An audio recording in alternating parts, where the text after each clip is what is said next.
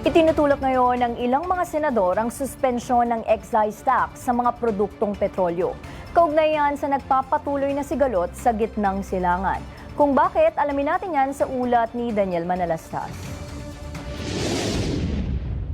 Sa harap ng tensyon sa Middle East, ang paalala ng ilang senador, pinapayagan sa ilalim ng Tax Reform for Acceleration and Inclusion o TRAIN Law ang otomatikong suspensyon ng excise tax sa produktong petrolyo kapag pumalo ang presyo ng langis sa world market ng $80 kada bariles. Ayon kay Senador Bam Aquino, makatutulong ang suspensyon para mabawasan ang bigat ng inaasahang pagtaas ng presyo ng langis. Umangkla rito si Senador JV Ejercito na iginiit sa kanyang pahayag na dapat otomatikong ipatupad ang suspensyon kapag naabot ang nasabing presyo.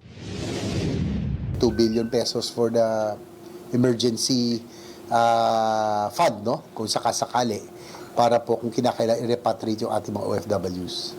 Samantala sa plenaryo kahapon, nagsulong ng resolusyon si Senate Foreign Relations Committee Chairperson Erwin Tulfo upang siyasatin at tiyakin ang kahandaan ng pamahalaan sa posibleng epekto ng giyera sa Middle East. Kaya kinakailangan na nating tiyakin na may malinaw na plano ang pamahalaan upang protektahan ang ating ekonomiya laban sa panlabas na krisis mula sa sapat na reserbang enerhiya hanggang sa maagap na price monitoring. Para sa totoong balita sa Bagong Pilipinas, Daniel Manalastas ng IBC News para sa 13 sa tanghali ng Congress TV.